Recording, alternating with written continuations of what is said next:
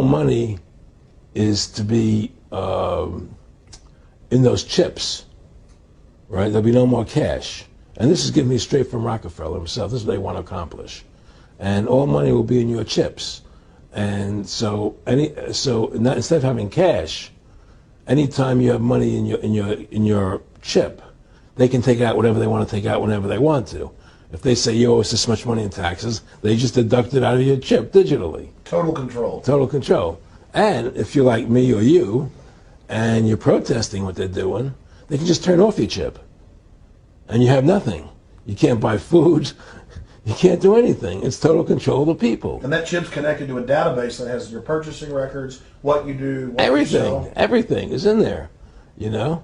And so they want a one world government controlled by them, everybody being chipped, all your money in those chips, and they control the chips, and they control people. And you become a slave. You become a serf to these people. That's their goal. That's their intentions. Eric, can you be specific about when you met Rockefeller, how it happened in these discussions?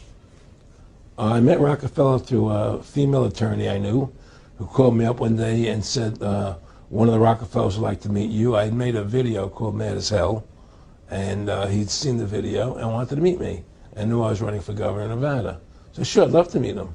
And I met him and I liked him, and he was a very, very smart man. And we used to talk and share ideas and thoughts. And he's the one who told me 11 months before 9/11 ever happened that there was going to be an event. Never told me what the event was going to be, but there was going to be an event. And out of that event, we were going to invade Afghanistan to run pipelines from the Caspian Sea. We were going to invade Iraq, you know, to take over the oil fields, establish a base in the Middle East, and make it all part of the New World Order. And we'd go after Chavez in Venezuela. And sure enough, later 9/11 happened. And I remember he was telling me how how you're going to see soldiers looking in caves for people in Afghanistan and Pakistan and all these places. And there's going to be this war on terror, which is no real enemy. And the whole thing is a giant hoax, you know, but it's a way for the government to take over the American people. He told you it was going to be a hoax. Oh, yeah. Oh, yeah. There's no question. He says, there's going to be war on terror. And he's laughing. There's no... Who are we fighting? I mean, why do you think 9/11 happened and then nothing's happened since then?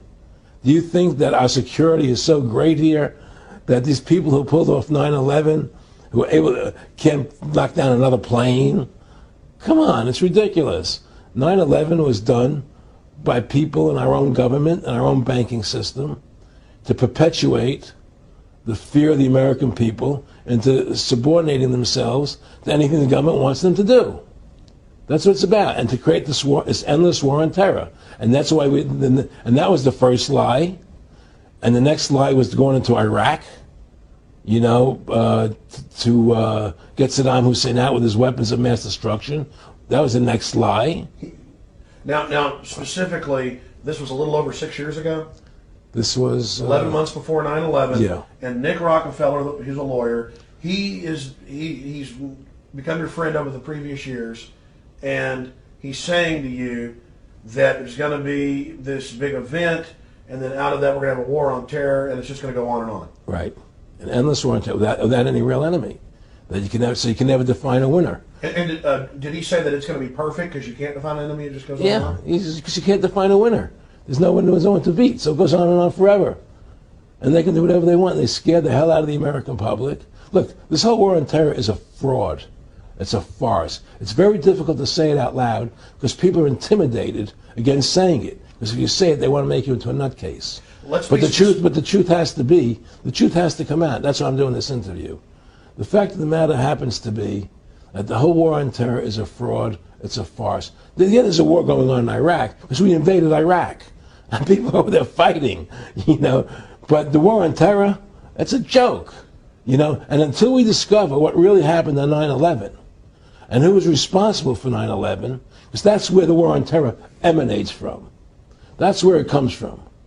It was 9/11 that allowed this war on terror to begin. And until we get to the bottom root of 9/11, the truth of 9/11, we'll never know about the war on terror. Aaron, you said that he was, and I think it's important, and I know this about the Rockefellers from Dr. Dennis Cuddy and many others who literally, you'll be 20 years old in a lunch line at college, and no, there's David Rockefeller. And they're experts at recruiting and getting what they call players, and that clearly he was, I want to make it specific and just get you to reiterate what you said last night about you got 30% of the vote, you were having an effect, you made mad as hell, they knew that you'd started the Constitution Party, they knew that you were somebody who was taking action and getting things done, you'd already made some big films, had a lot of other successes, right. So they were trying to recruit you, and didn't it come down to the point of, hey, we are here to recruit you, and don't worry, your chip's going to say, don't mess with us. This guy's don't touch. Yeah, yes, that did happen. I was definitely being recruited, but it's more subtle than that. Well, in your words, just go through the process, and then what he said to you. Well, what it is remember, we were friends, and we used to go to my house a lot. We'd have dinner, we'd talk,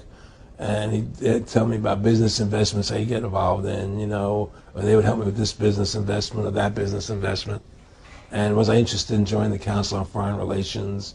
I would have to get a letter to join them, but was I interested in that? And, just stuff, leading you on. And I used to say to him that I never really did that because that wasn't where I was coming from. As much as I like you, Nick, your ways and my ways, we're on the opposite side of the fence. I don't believe in enslaving people. And he would come back with, "Oh, I do." Or? Well, it would be more like it's better for them. Well, it's more like how do I put it? It was like, what do you care about them? What do you care about those people? What difference does it make to you? Take care of your own life. Do the best you can for you and your family. What do the rest of the people mean to you? They don't mean anything to you. They're just serfs. They're just people. It was just a lack of caring, and that's just not who I was. It was just sort of like cold, it was just like cold, and I used to say to him, what's the point of all this? You have all the money in the world you need. You have all the power you need. What's the point? What's the end goal? And he said the end goal is to get everybody chipped, to control the whole society. To have the bankers, the elite people, the bankers and some governor controlling the world. And I said, all the people in the Council on Foreign Relations believe this way you do? He said, no. Most of them believe they're doing the right thing. A lot of them believe it's better off being socialistic. We have to convince people that socialism is really capitalism. Because America's becoming a socialist country. It's a communist country today. Well, one of the things they told me was that he was at the house one night, and we were talking, and he started laughing. He said, "Aaron, what do you think women's liberation was about?" And I said, I had pretty conventional thinking about it at that point. I said, I think it's about women having the right to work, getting equal pay with men, just like they won the right to vote, And he started to laugh. He said, "You're an idiot." And I said, "Why am I an idiot?" He said, let me tell you what that was about. We, the Rockefellers, funded that. We funded women's lib, And we're the ones who got all over the newspapers and television, the Rockefeller Foundation. He says, and you want to know why? He says, there were two primary reasons. And one reason was we couldn't tax half the population before women's lib. And the second reason was, now we get the kids in school at an early age. We can indoctrinate the kids how to think. It breaks up their family. The kids start looking at the state as the family, as the school, as the officials, as their family, not as the parents teaching them. And so those are the two primary reasons for women's lib, which I thought up to that point was a noble thing. When I saw their intentions behind it, where they were coming from when they created it, the thought of it, I saw the evil behind what I thought was a noble venture.